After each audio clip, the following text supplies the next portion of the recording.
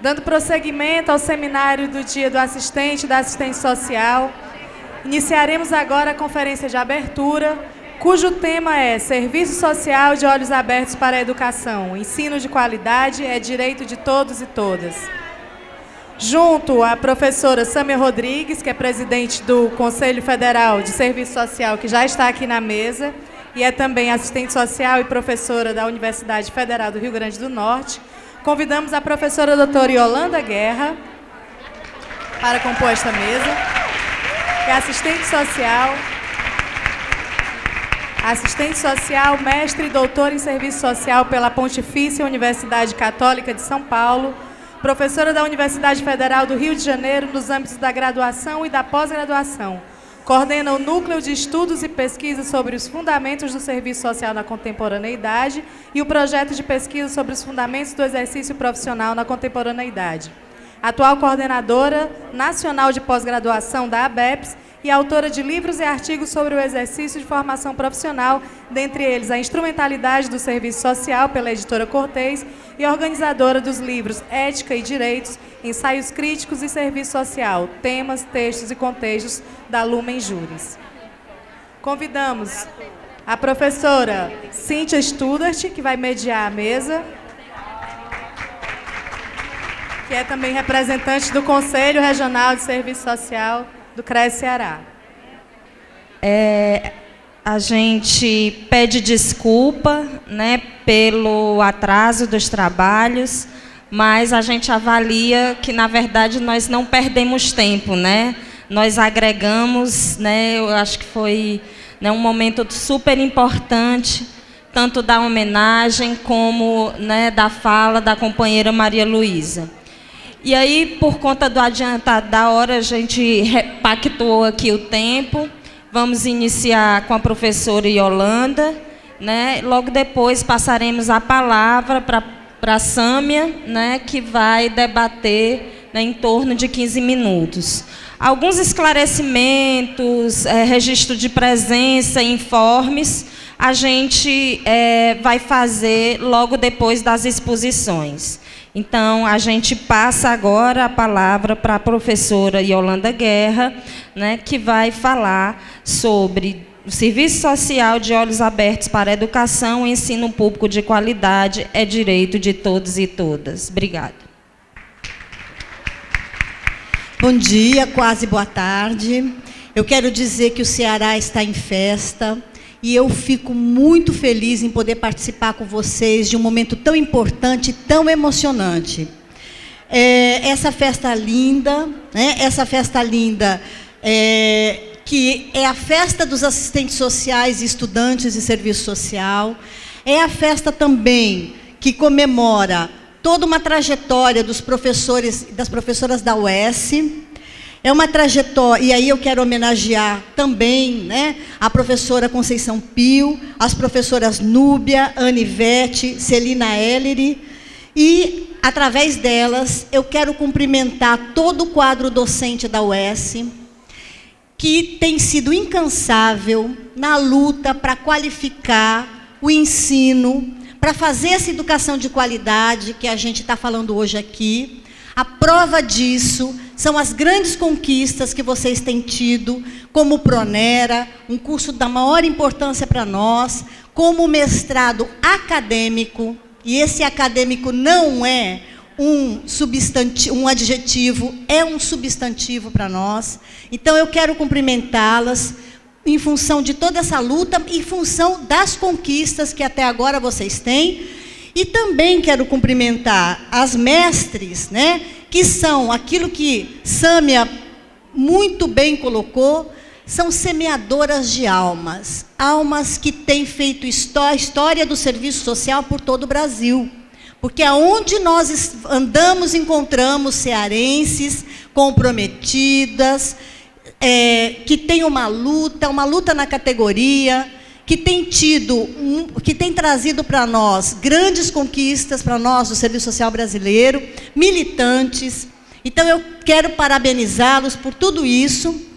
E para nós todos, então, que seja não apenas um dia, mas um dia de luta. Um dia de luta que marque para nós essa questão de que a educação não é uma mercadoria, mas está sendo, e, portanto, nós temos que denunciar isso. Então, nesse sentido, eu queria dar por suposto o que já sabemos, que existe uma crise planetária, existe uma crise inusitada, existe uma crise sistêmica, uma crise estrutural do capital, e que essa crise afeta todas as esferas da nossa vida, tanto na produção quanto na reprodução. Eu quero falar aqui do âmbito da reprodução. Eu quero falar o que é esta crise que se manifesta especialmente pelo predomínio do chamado capital financeiro, ou fetiche, como se costuma dizer. Como é que essa crise está atravessando a nossa vida, para ver se a gente consegue fazer uma análise que mostre o serviço social de olhos abertos para a educação. Então, estar de olhos abertos para a educação significa estar fazendo análises críticas que nos permitem enxergar o movimento do real e a dinâmica que gera uma educação que é vista como uma mercadoria e não como serviço. E qual é o risco de nós formarmos profissionais com esse perfil que está aí, que é o perfil da política educacional na atualidade? Então, a minha fala vai ser nessa direção. Então, eu dizia, nós estamos vivendo uma crise de mapas sociais, como vai falar Hobsbawm, que é o maior historiador marxista vivo até hoje, nos nossos tempos. Essa crise, ela vai colocar várias formas de ela se expressa de várias maneiras no nosso dia a dia, no nosso cotidiano. Por exemplo, as nossas relações estão cada vez mais frágeis, mais instáveis, mais fluidas, com menos estabilidade. A gente sabe que hoje, por exemplo, a geração diz, estou ficando. O ficar não significa mais do que a prova do tipo de relação que estamos estabelecendo. Ao mesmo tempo, também estamos formando pessoas extremamente egoístas, individualistas, não individualidades ricas, como Sâmia coloca aqui para nós, mas sujeitos voltados para si mesmo, na sua competitividade, voltados na concorrência com o outro. O mantra hoje é, tô nem aí. Vocês já ouviram? Tô nem aí, tô nem aí. Ado, cada um no seu quadrado. Conhecem isso? Esse parece estar sendo a maneira como nos convocam a nos comportarmos nessa sociedade. Então, a gente precisa ficar muito atento, porque essas coisas não podem passar sem que a gente perceba. Elas não podem ser naturalizadas, como já disseram aqui. Então, são essas maneiras, né? Esse sujeito isolado, ele consegue se relacionar com o outro pelo computador, pelo celular, pelo e-mail. Raras vezes nos relacionamos presencialmente, porque não temos tempo. Porque essa sociedade, ela é a sociedade da compressão do espaço e do tempo. Nós não temos mais tempo para nada. Não temos mais tempo para nós mesmos, nem para cuidar da saúde, mas também não temos mais tempo para o outro. Então, isso tudo vai causando um conjunto de relações sociais, uma forma de sociabilidade que é completamente diferente. E essas formas de sociabilidade vai introjetando também na forma como é a educação, porque a educação, e nós já sabemos disso,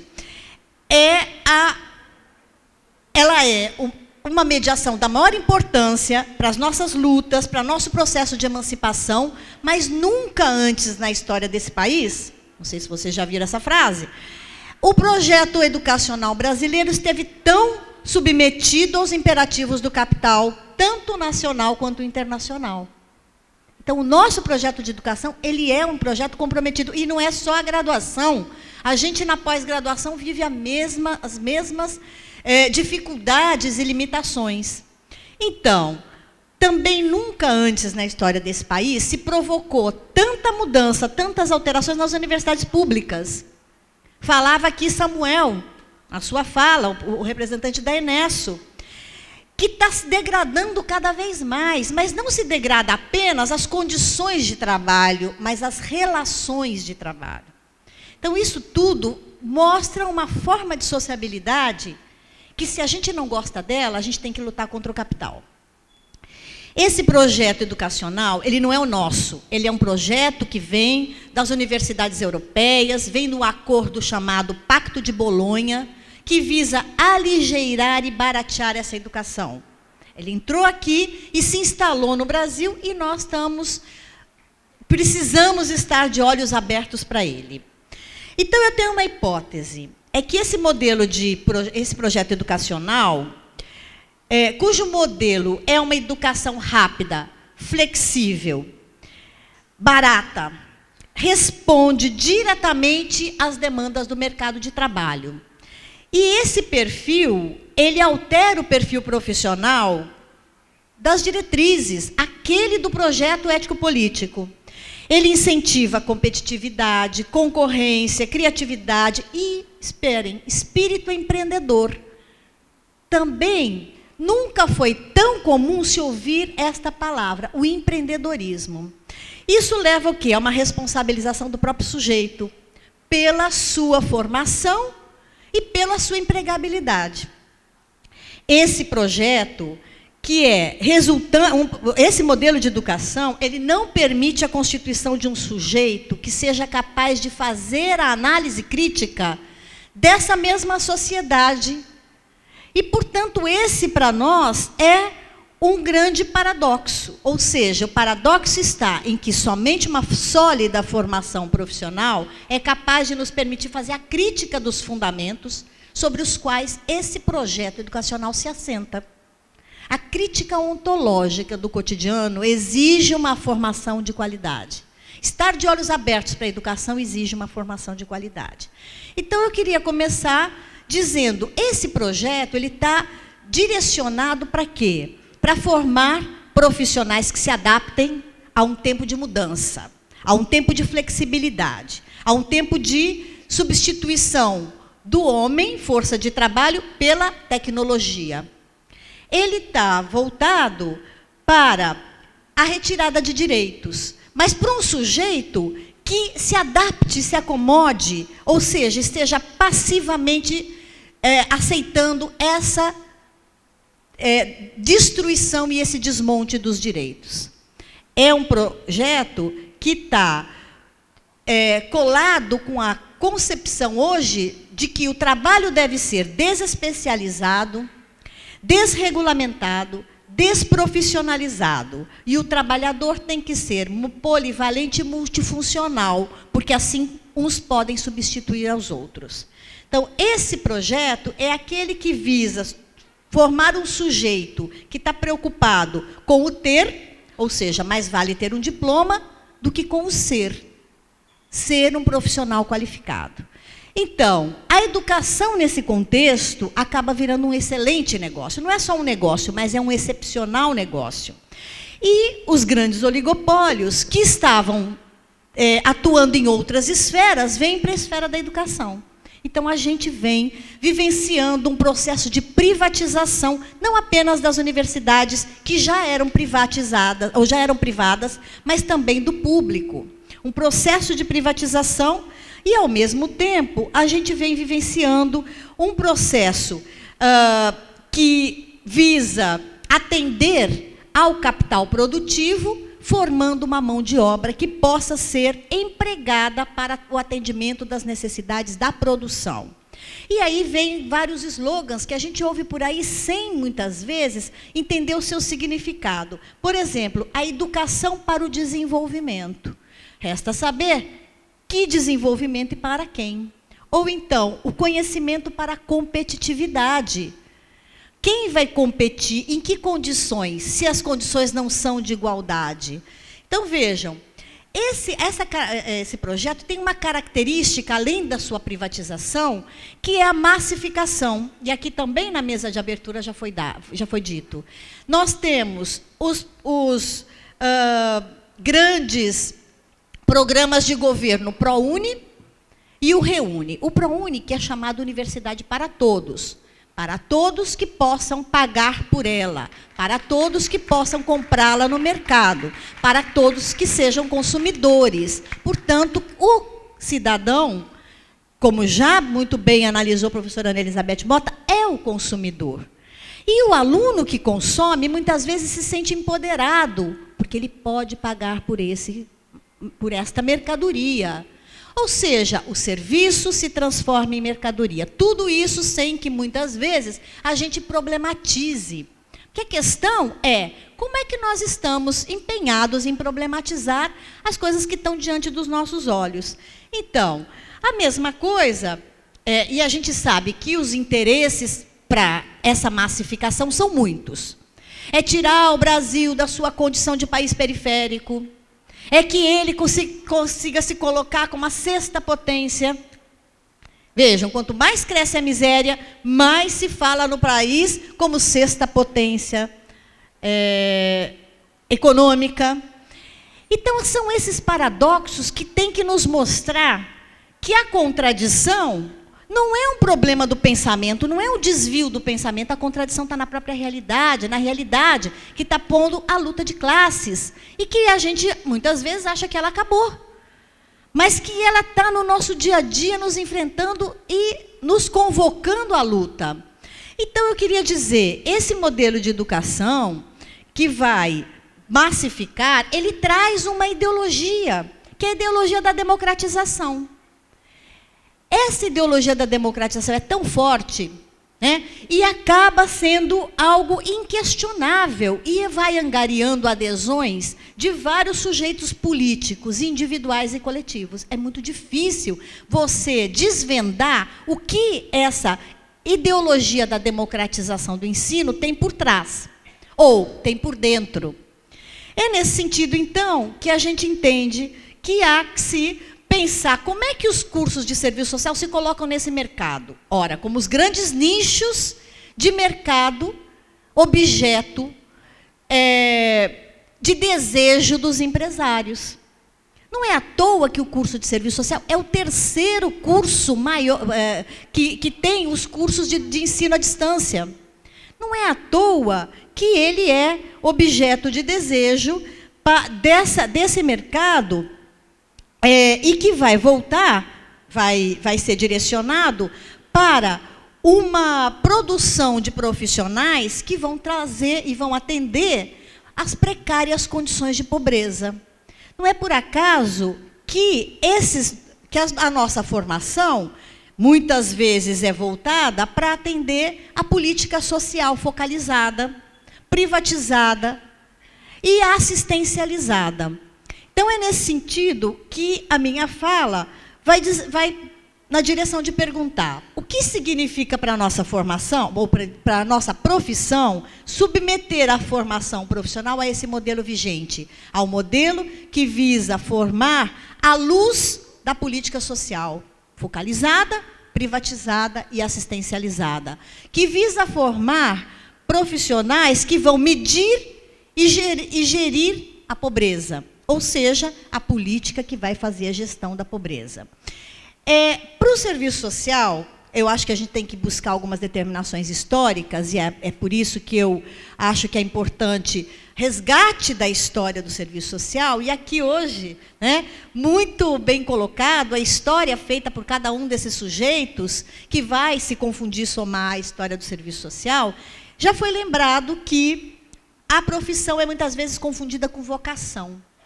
Há uma mística da ajuda, por um lado, e há uma mística da militância pelo outro. Então, as duas concepções carregam concepções extremamente idealistas, que retiram o assistente social da divisão social e técnica do trabalho, da sua condição de trabalhador. Ser trabalhador não é uma opção, é uma condição dessa profissão, dos assistentes sociais. E, portanto, nós temos que entender qual é a nossa funcionalidade nessa divisão social e técnica do trabalho. Mas, no contexto ainda de ser vista essa profissão como uma vocação ou uma prática de ajuda, e com essa concepção idealista, muitas vezes abre possibilidades da entrada de da discussão do irracionalismo pós-moderno. Então, essa profissão, pelo seu idealismo, acaba muitas vezes recebendo esse racionalismo pós-moderno como se fosse uma coisa absolutamente natural. E é uma profissão também que, por conta dessas características, ou seja, da influência da Igreja Católica e do empirismo, muitas vezes nutre um certo descaso pela formação teórico-metodológica rigorosa. Por quê? Porque, preocupados em dar respostas ao mercado de trabalho ou às instituições que nos contratam, nós acabamos respondendo de qualquer maneira. Ou seja, qualquer maneira de resposta vale a pena. E, nesse sentido, vem uma reflexão que faz o professor Zé Paulo Neto: atender apenas a demanda do mercado, atender ou ter apenas respostas instrumentais é a maneira mais...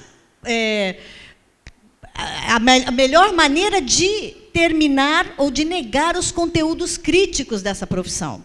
Então, nós temos que estar atentos a que tipo de resposta nós estamos dando e que ela não seja uma resposta apenas para os resultados imediatos. Ao mesmo tempo, a teoria que a gente quer buscar é a teoria que dê respostas no âmbito do imediato. É a teoria de resultados. Sem se preocupar que a teoria tem que nos fazer entender a lógica constitutiva dos processos sociais, para que a gente aí sim possa buscar quais são os resultados. A outra questão que também coloca a profissão é que nós estamos atuando no âmbito da chamada questão social. Essa questão social, ela é objeto do Estado,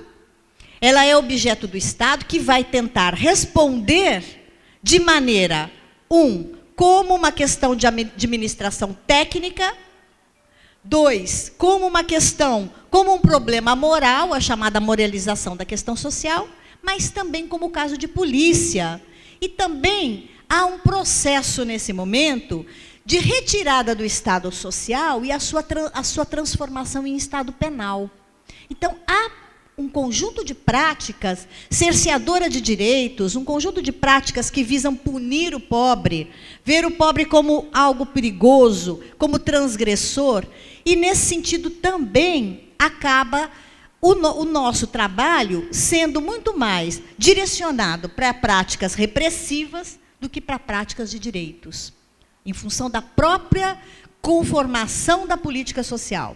E aí eu queria dar um exemplo do que está acontecendo no Rio de Janeiro, além das UPPs, que quanto a isso eu não vou nem chamar atenção, mas vocês sabem como é que, assistindo o noticiário, vocês veem como é que está a situação do Rio com relação às UPPs.